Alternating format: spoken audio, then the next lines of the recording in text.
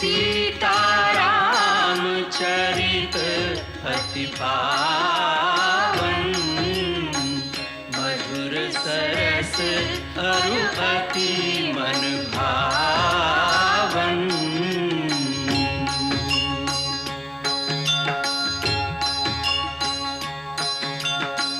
पुनि पुनि कितने हो सुने सुनाए, ये की प्यास बुझत न बुझाए।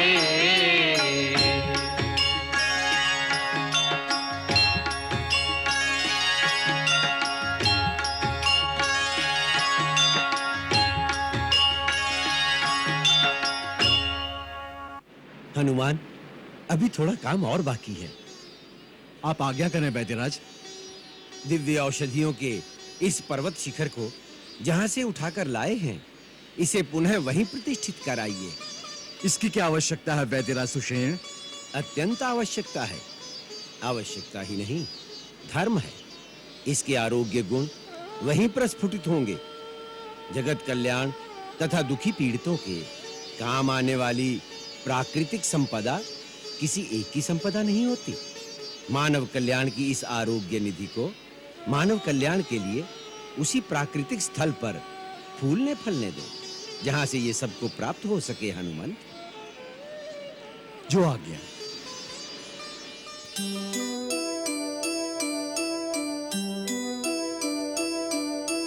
इत हनुमत जाने लगे, पर्वत हाथ लिए, उत उर्मिल घर जल उठे, बुझते हुए दिए। ये सूचना देकर तुमने मेरे प्राण बचा लिए माता, मेरे प्राण बचा लिए। बेटी, अब तो सब कुछ ठीक हो गया, अब क्यों रोती हो? तुम नहीं जानती माता, रघुवर की क्या दशा हुई होगी। लक्ष्मण भैया को कुछ हो जाता तो उसके बिना उनके लिए इस संसार में जीने का कोई अर्थ नहीं रह जाता। यही सोचकर मेरा हृदय बैठा जा रहा है। शुभ शुभ सोच पगली, शुभ शुभ सोच। तेरा धर्म, तेरा सतीत्व ही उन दोनों भाइयों की रक्षा करेगा। अंत में विजय उन्हीं की होगी। तू इस बात पर दृढ़ विश्वास रख बेटी। ये काल में भी कुछ काम कर नहीं निकला, एक वानर को भी नहीं रोक सका। अगर रोक लेता तो अभी तक दूसरा भाई भी छोटे के दुख में पागल होकर मर जाता। परंतु आप चिंता न कीजिए पिताश्री, आज मैं वो अमोघ प्रयोग करने जा रहा हूं जिसके प्रयोग मैंने आज दिन तक इसलिए नहीं किया कि किसी आपातकाल में ही उसका प्रयोग करना उचित होगा। अब वो समय आ गया है। आज मैं कुलदेवी निकुंभिला के गुप्त मंदिर पर जाकर वो तांत्रिक यज्ञ करूंगा जिससे कि मुझे वो देवी रथ प्राप्त होगा जो कि अजय है। परंतु आप ये सूचना गुप्त रखिए, जहां तक कि रनवास की रिश्तियों को भी पता न चले, जिससे कि मेरा यज्ञ संपूर्ण होने तक किसी को भी ये सूचना न मिले कि मैं कहां हूं। आप राक्षसी सेना के साथ महाभट योद्धाओं को युद्ध में भेज दीजिए, जिससे कि वानर सेना के साथ दोनों भाई भी उसमें उलझ जाएं और उन्हें भी पता न चल पाए। मेघनाद, तुम्हारी योजना बहुत अच्छी है, परंतु युद्ध का समय है, शत्रु हमारी धरती पर है, इसलिए अपनी सुरक्षा के लिए तुम्हें थोड़ी सेना साथ रखनी चाहिए बेटे। आप चिंता न करें पिताश्री, मेरा विश्वास पात्र योद्धाओं का एक दल मंदिर की रक्षा करेगा। मुझे आज्ञा दीजिए, मैं अपने महल में गए बिना सीधा वहां जाता हूं। आज दोपहर तक मेरा यज्ञ संपूर्ण होगा, फिर होम से प्राप्त उस दिव्य रथ में बैठकर मैं सीधा युद्ध भूमि में जाऊंगा।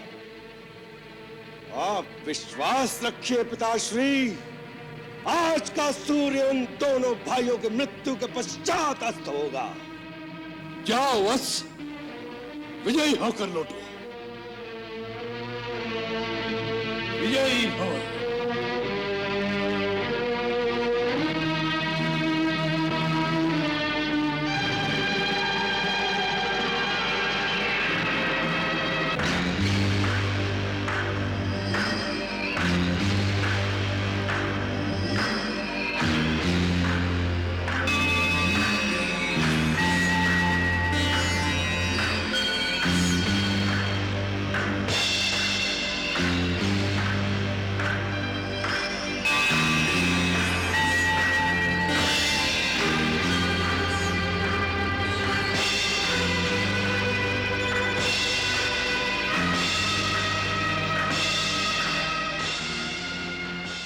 मां,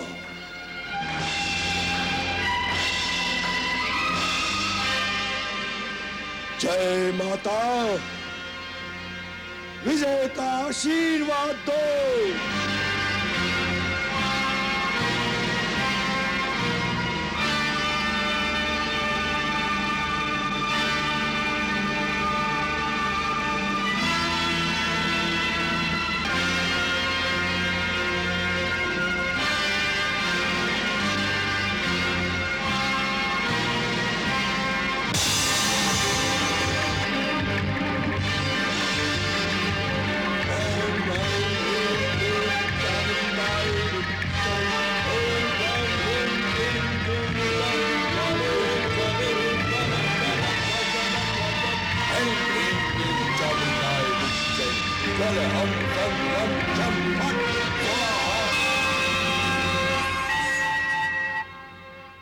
भैया, आप पर इतनी बड़ी आपत्ति आई और आपने मुझे इसका आभास तक नहीं होने दिया। संकट की इस घड़ी में मुझे पूरी सेना सहित आपकी सहायता के लिए आने की आज्ञा दें। मुझे आज्ञा दीजिए भैया। नहीं, नहीं, नहीं। भैया, क्या बात है? किसे नहीं कह रहे थे? उसी पगले को। पगला? कौन पगला? वही भरत। भरत भैया? हाँ, वही तेरे भरत भैया। पूजा में बैठे हुए ऐसे लगा जैसे भरत इस समय बहुत विक्षिप्त है। मैं उसके हृदय की वेदना जिससे अनुभव कर रहा हूं। अवश्य विक्षिप्त होंगे। हनुमान ने उन्हें सब कुछ बताया होगा। ऐसे में किसी का भी हृदय कैसे स्थिर रह सकता है? मैं उनके स्थान पर होता तो अयोध्या की सारी सेना लेकर चल दिया होता। नहीं, नहीं भैया, यह भी तो हो सकता है भरत भैया सचमुच सेना लेकर चल दिया हो। नहीं, भरत ऐसा नहीं करेगा। क्यों? क्योंकि वो मर्यादा को समझता है। वो मेरी आज्ञा के बिना अयोध्या छोड़कर कभी नहीं आएगा। परंतु जब आप ही संकट में हो, आपकी सहायता के लिए भी आज्ञा लेनी पड़ेगी। कौन है वहां आपके बाद आज्ञा देने वाला? गुरुदेव।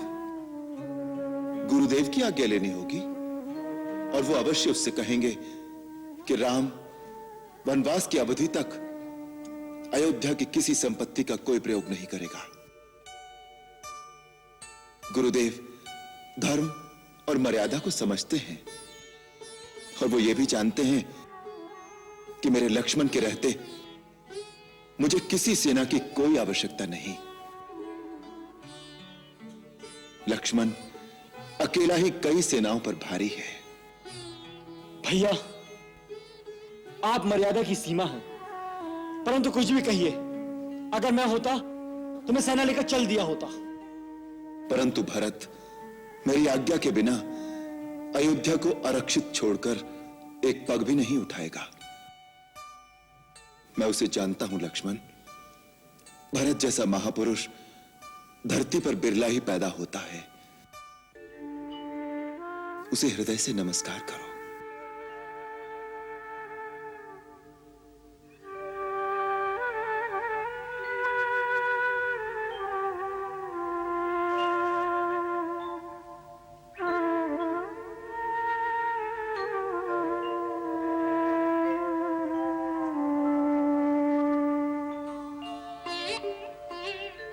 हे अयोध्या की पवित्र माटी, मैं अपने छोटे भाइयों को तेरी गोद में छोड़कर आया हूं।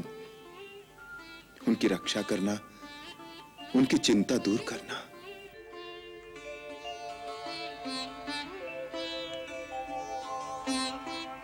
प्रभु, प्रभु एक महत्वपूर्ण समाचार है। क्या समाचार है?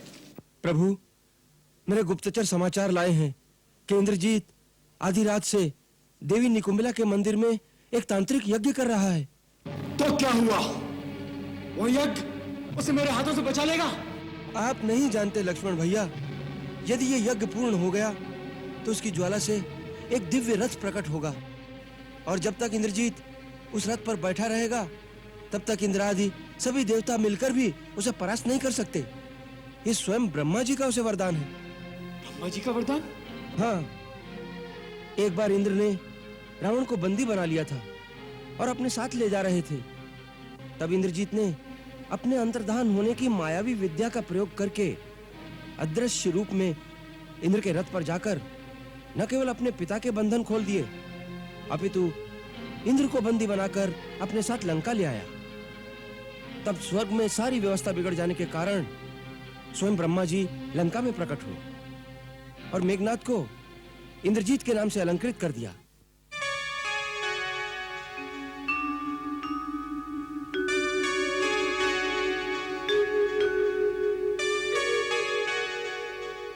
हे वीर मेघनाथ, हम तुम्हारे प्रचंड पराक्रम की प्रशंसा करते हैं। आज से तुम तीनों लोकों में इंद्रजीत के नाम से विख्यात होगे, जिससे इंद्र की ख्याति सर्वदा के लिए कलंकित रहेगी। अब हम तुमसे स्वर्गलोक की व्यवस्था बनाए रखने के लिए देवराज इंद्र को मांगते हैं।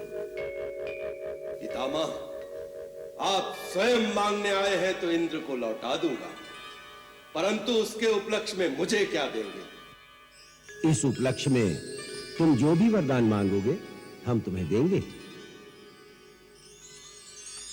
तो हे पितामह, यदि आप मुझसे प्रसन्न हैं तो मुझे अमर कर दीजिए, मेरी मृत्यु कभी ना हो। यह असंभव है इंद्रजीत, क्योंकि ये प्रकृति के विधान के प्रतिकूल है। अरे मानव तो क्या, देवता भी अमरत्व प्राप्त नहीं कर सकते।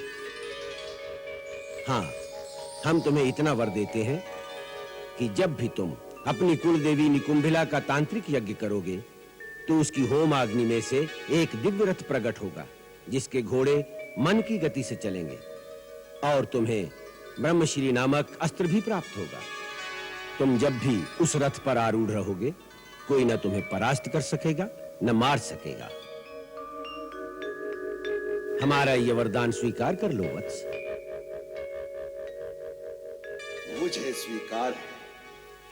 हे इंद्रजीत, निकुंभिला के स्थान पर पहुंचने और वहां हवन संबंधी कार्य पूर्ण करने से पहले जो शत्रु तुम्हें मारने के लिए आक्रमण करेगा, उसी के हाथ से तुम्हारा वध होगा, यह भी याद रखना।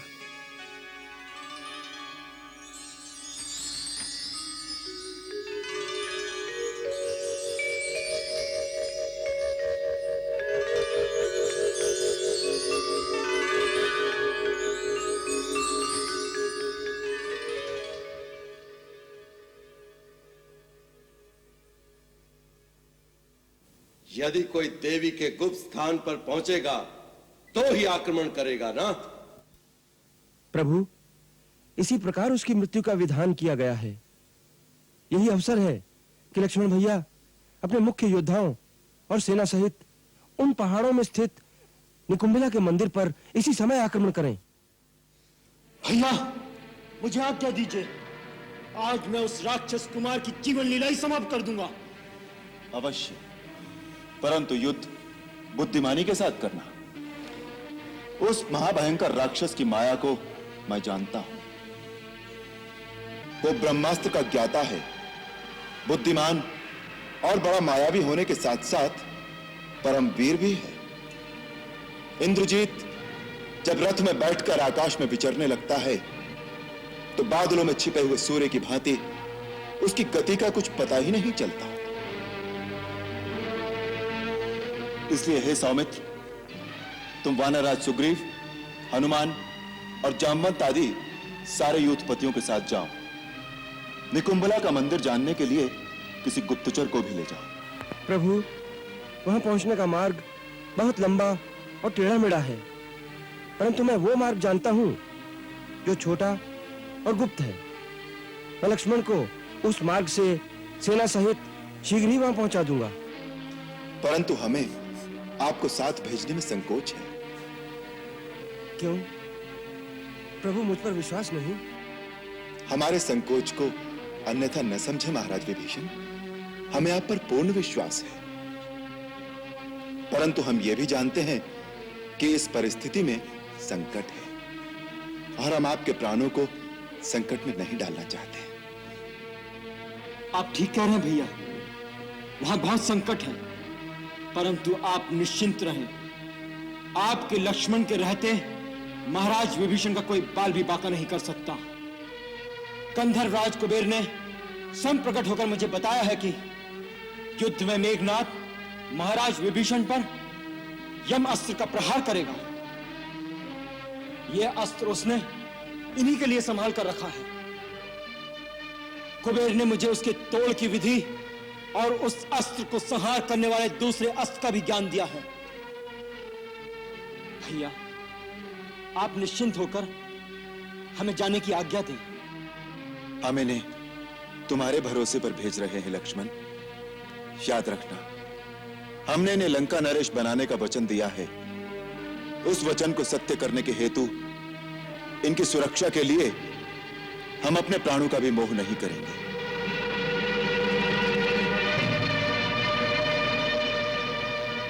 भैया, मैं आपके चरणों की सौगंध खा के कहता हूं, यदि आज मैंने मेघनाद का वध नहीं किया तो मैं अपना मुंह कभी नहीं दिखाऊंगा।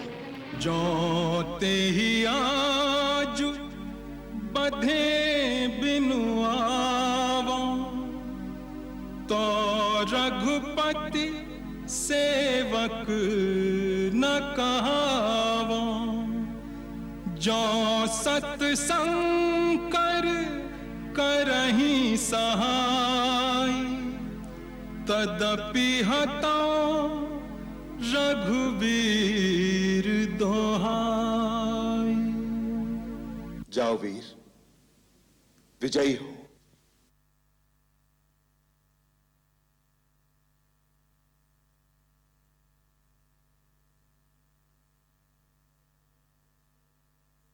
ओम ऐं ह्रीं क्लीं चामुंडाय जय। ओम राम ह्रूं क्लीं क्लूं क ज्वाले ज्वाले ज्वल ज्वल प्रज्वल प्रज्वल।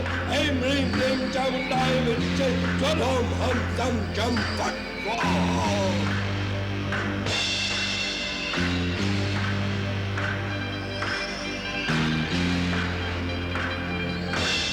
ओम ह्रीं क्लीं निकुंभलाय देव्याय नमः। सुमित्रा नंदन, वो देखिए, उस गुफा में हमारी निकुंभला देवी का मंदिर है। उसी के द्वार पर मेघनाद के वीर सैनिक पहरा दे रहे हैं। वो अंदर बैठा है, उसका रथ बाहर खड़ा है।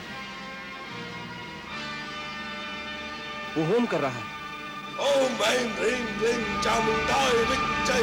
ओम राम ह्रूं क्लीं क्लूं क ज्वाले ज्वाले ज्वल ज्वल प्रज्वल प्रज्वल। ऐं ह्रीं क्लीं चामुंडाय विच्चय। ज्वल हम सम लं जम फट स्वाहा। अपने सैनिकों से कहो कि इन प्रहरियों पर टूट पड़े और शत्रु सेना का मोर्चा तोड़कर अंदर जाने का मार्ग बना लें। महाराज सुग्रीव, वो मार्ग खुलते ही आप अपने प्रमुख योद्धाओं के साथ अंदर चले जाएं और जिस प्रकार हो सके उसके यज्ञ का विध्वंस करके उसे अपनी तांत्रिक पूजा अधूरी छोड़ने पर विवश कर दें। फिर मेघनाद बाहर आएगा और लक्ष्मण उसे युद्ध के लिए ललकारेंगे। शीघ्रता कीजिए महाराज सुग्रीव। जो आ गया। हर हर महादेव। हर हर महादेव। हर हर महादेव।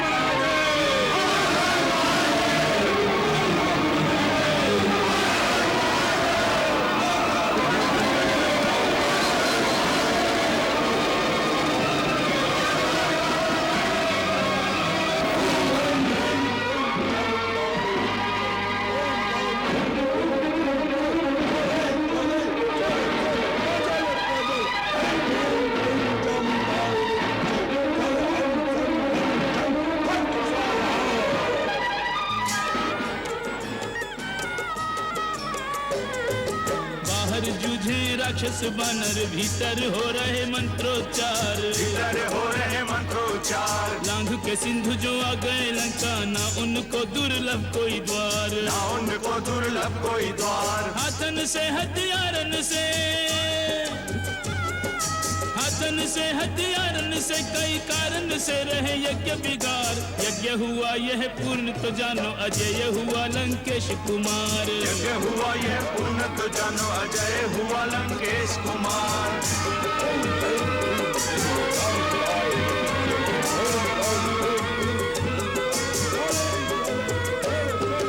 यज्ञ की अग्नि बुझाए बुझाए के पावन यज्ञ अशुद्ध करें, पावन यज्ञ अशुद्ध करें। यज्ञ को हेतु मिटावन हेतु निरंतर सैनिक युद्ध करें, निरंतर सैनिक युद्ध करें। साधक का आराधक का पथ, साधक का आराधक का पथ बाधक बन अवरुद्ध करें। आसन से नहीं डोले रथींद्र, उसे कितना ही क्रुद्ध करें। आसन से नहीं डोले रथींद्र, उसे कितना ही क्रुद्ध करें। चामुंडायै विच्चे ज्वलहंसं लंसं पट स्वाहा। कपिल सहित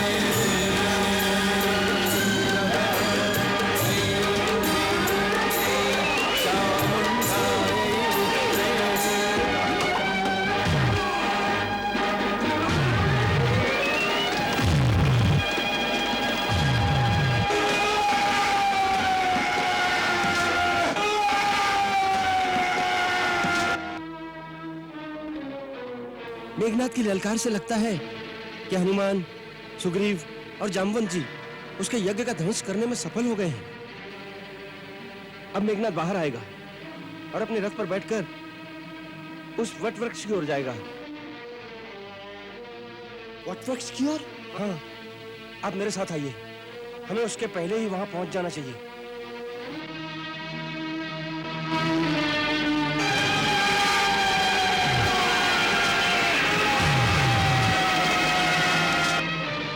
लक्ष्मण भैया, मेघनाथ युद्ध में जाने से पहले एक बार यहाँ अवश्य आएगा। क्यों? वो यहाँ आकर भूतों की बलि देता है, उसके बाद ही युद्ध के लिए प्रवृत्त होता है। इसी तांत्रिक कर्म के प्रभाव से वो संग्राम भूमि में अपने शत्रुओं पर विजय पाकर उन्हें बंदी बना लेता है। आज उसे ये कर्म भी पूरा ना करने दीजिए। उसके आते ही उसे युद्ध में ललकार कर आप अपने तेजस्वी बाणों द्वारा उस महाबली राक्षस का संहार कीजिए। वो आता ही होगा।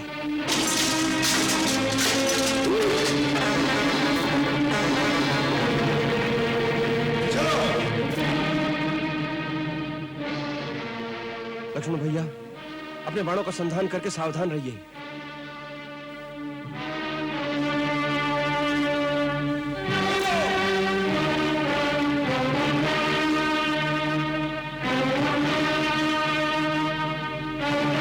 राक्षस कुमार, मैं तुम्हें युद्ध के लिए ललकारता हूँ। अपने अस्त्र उठाकर सावधान हो जाओ। अवश्य लक्ष्मण, तुम 2 दिन से मेरे हाथों मरते मरते बच रहे हो, परंतु आज तुम यहाँ से जीवित लौट कर नहीं जाओगे।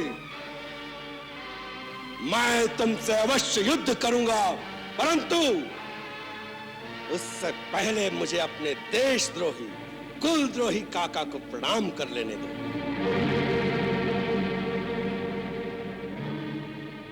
विभीषण काका, देशद्रोही और कुलद्रोही तो सुने थे, परंतु संतान द्रोही नहीं सुना था।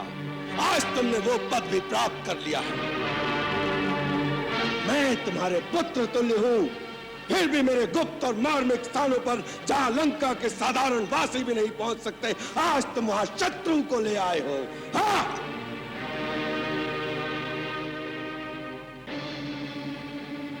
मुझसे ऐसा द्रोह करके आज तुम संतान द्रोही कहलाने के अधिकारी भी हो गए हो। अरे हे राक्षस राजकुमार, तुम्हारा जन्म इसी माटी में हुआ। तुम इस देश के राजा के सगे भाई हो, फिर भी तुमने ना तो अपने कुटुंब के प्रति अपनापन, ना अपने आत्मजनों से स्नेह और ना ही अपनी जाति का अभिमान ही रह गया है। दुर्बुद्धे, स्वजनों का परित्याग करके दूसरों की दास्ता स्वीकार की है तुमने। अपने कुल की मर्यादा, देश की मर्यादा का हनन करने वाले द्रोही, धिक्कार है तुम पर। मेघनाद, तुमने स्वयं कभी बड़ों का सम्मान करना नहीं सीखा और दूसरों को मर्यादा का पाठ सिखाने जा रहे हो। मूर्ख, मैंने जो किया है अपने देश की जनता की भलाई के लिए किया है। तुम और तुम्हारे पिता सबको अधर्म की नाव पर बिठाकर मझधार में डुबोने जा रहे हो, परंतु मैं अपने देशवासियों को धर्म के मार्ग पर लाकर तुम्हारे पापों से उनकी रक्षा करना चाहता हूं। अधर्मी, अन्यायी, क्रूर और अत्याचारी राजा का परित्याग करना देशद्रोह नहीं कहलाता। जो धर्म से भ्रष्ट हो गया हो, जिसने पाप करने का दृढ़ निश्चय कर लिया हो, ऐसे व्यक्ति का त्याग करने से मनुष्य उसी प्रकार सुखी होता है जैसे हाथ पर बैठे हुए विषैले सांप को त्याग देने से प्राणी निर्भय हो जाता है। जो दूसरों का धन लूटता है, जो पराई स्त्री पर हाथ डालता है, उस दुरात्मा को जलते हुए मकान की भांति त्याग देने योग्य बताया गया है। परस्वहरणे युक्तम परदाराभिमर्शकम त्याज्य महादुरात्मानम वेशम प्रज्वलितम यथा। तुम्हारे पिता के इन्हीं पापों के कारण अब न ये लंकापुरी रहेगी, न तू रहेगा, न तेरा पिता रहेगा। इससे पहले तुम नहीं रहोगे। तुम लंका का कलंक हो। लंका की पवित्र धरती पर जीने का तुम्हें कोई अधिकार नहीं। इसलिए मैं तुम्हें वहां भेजता हूं जहां यमराज तुम्हें तुम्हारे पापों का दंड देंगे।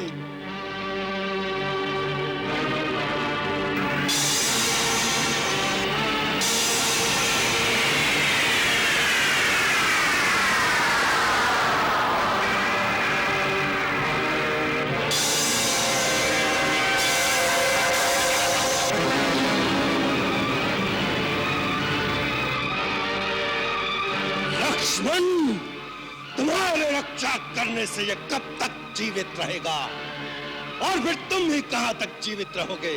पहले तुम्हारा ही कल्याण कर दूं।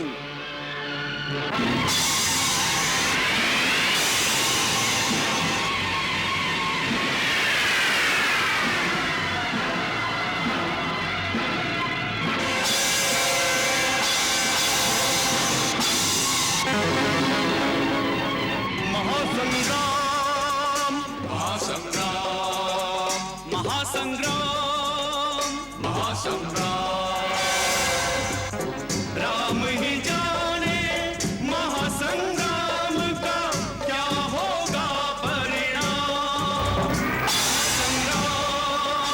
महासंग्राम, महासंग्राम, महासंग्राम।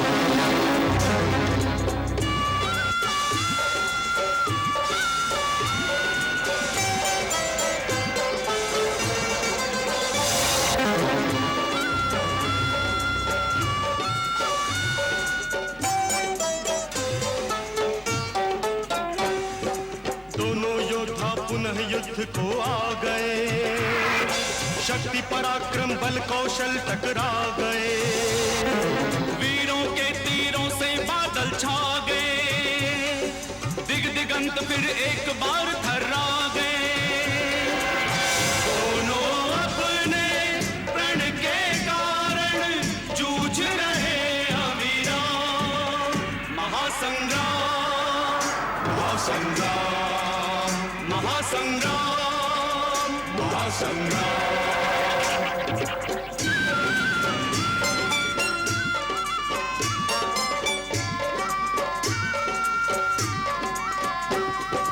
शक्ति प्रहार जो अपने तन पे सह गया, मृत्यु निकट जाकर भी जीवित रह गया। सहज नहीं है उस योद्धा को मारना, किंतु नहीं वीरोचित हिम्मत हारना। जीते जी रण छोड़ के जाना, वीरों का नहीं काम। महासंग्राम महासंग्राम महासंग्राम महासंग्राम।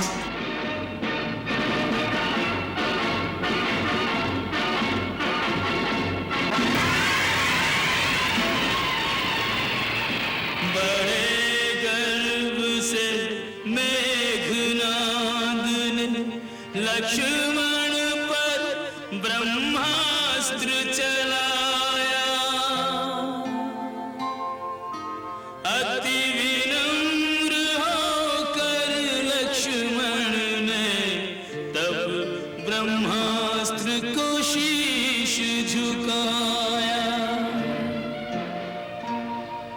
जा लक्ष्मण के निकट शस्त्र वह बिना प्रभाव किए लौटाया।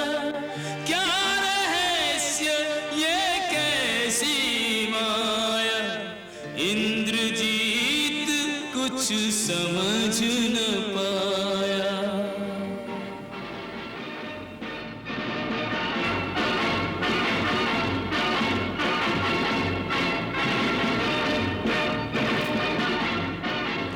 पाशुपात संधान करे, किया लखन पर घात।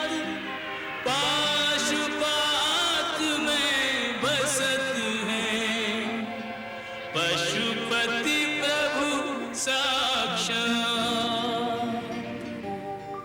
पाशुपात ओझल हुआ, असफल हुआ प्रयास। शिव भी आज विमुख हुए, जिन पर था विश्वास। ओ नारायण अस्त्र से दुष्टों का संहार। शेषनाग पर शस्त्र ये कैसे करे प्रहार। साधारण मानव नहीं यह लक्ष्मण बलवान। जान लखन की शक्ति को खल हुआ अंतर ध्यान।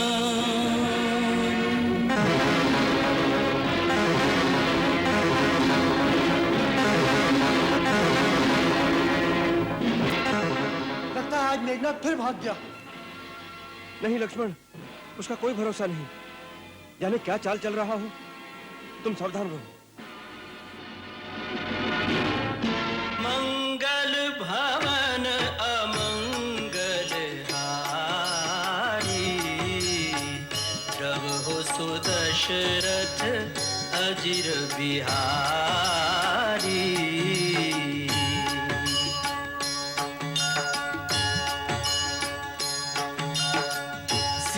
सीताराम चरित अति पावन, मधुर सरस अरु अति मन भावन।